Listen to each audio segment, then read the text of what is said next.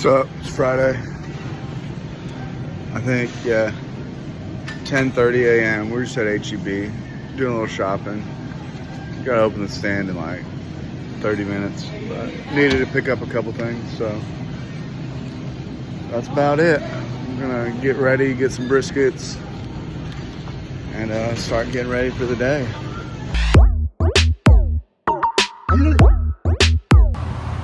About 12 o'clock Friday, working on our lunch rush. Got some people here. Let's go ahead and check, see what everything's looking like. Put on 5 more briskets for tomorrow at location 6. So you can kind of see after about an hour that it just starts rendering real quick. Already looking yellow, looking good. Big fan of Big Blue. Great hit. Let's see what everything else looks like.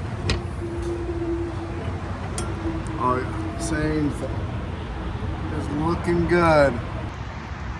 144 out of brisket, so take a little break, come out here, check tomorrow's stuff.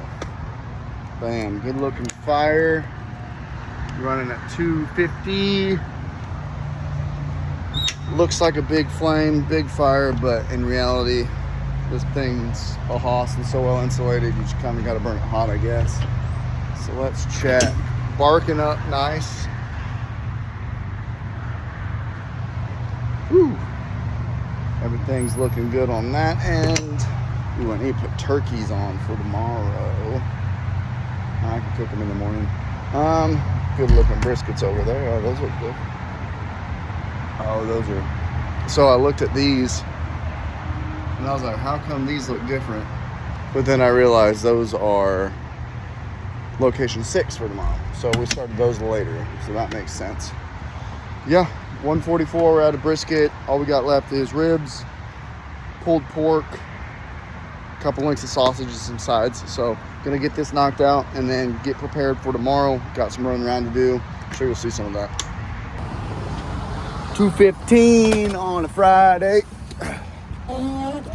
Done. Sold out for the day. Now, all we gotta do is finish up briskets on Big Blue. And we also need to go do some running around town and get stuff for tomorrow. Because Jordan and I are gonna split up. He's gonna be here at the trailer. I'm going to Waller to serve at a brewery.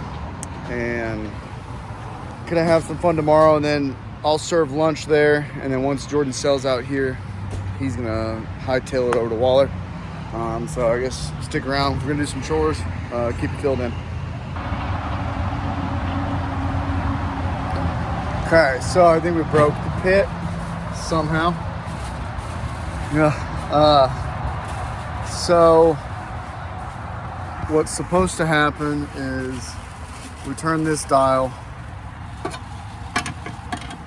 and then this plate will come up, and whenever it needs oxygen to make the fire hotter, the plate raises, and whenever the fire gets hot enough, the plate goes down to cool down the fire. Snuff it out a little bit, and it just progressively does that all day. We went and ran errands, and then realized when we came back that it was closed, but it was at like 2:25. It told us something was wrong. So what we did, seeing as how we don't have a multimeter, and which would make this easier, and so I'll just run to the store and get one in a little bit. Open all those up to our power cord, to see if anything looked burnt, shorted out, wet from all this rain we've been having. None of that seemed to be the issue. So then we worked our way down to the next logical scenario, and we're like, okay, maybe this isn't working. But then we realized that basically dicking around with this knob did nothing. So then we remembered that this actuator, or not that one, this actuator came off of the Big Blue pit. And we realized, oh, well, now it's doing it. Before, it was just bound up. It's working now. Well, no, it's yeah, I kept messing with it earlier and it kind of loosened, but I bound up again after I moved it. Yeah. So this was bound up. So we figured, why don't we just take the one off La Perla, replace it, plug it back in, see if it works. Well, it didn't work. So now our only course of action is Jordan's pulling briskets and wrapping them. Yeah. Only course of action that we have now is tomorrow. We're just gonna run this thing like a normal offset. Do what we gotta do. Do what we gotta do, work on it, and then get everything cooked. Luckily, we don't have long cooks tomorrow. We just have ribs, turkey, sausage, pork belly, yeah. Which a lot of those we can do on La Perla. I'll just put the solenoid back on that one and run this like an offset. And then on Sunday afternoon, I'll come out here with a multimeter and dick around with it and see what happens. See if we can get it fixed. I guess we have to put this thing under a cover or something. Turns out electronics and water don't go together. Yeah. Crazy.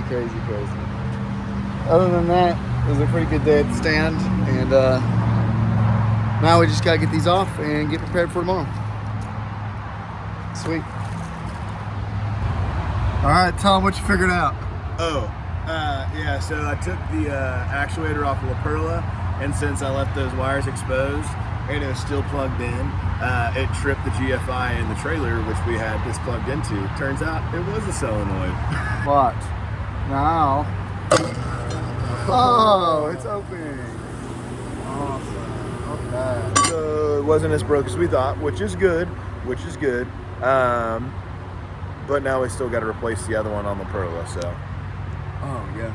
Because we got to put chickens, too. Yeah. We can run chickens open. 350. All right, this one is good. So then we got to get the big solenoid.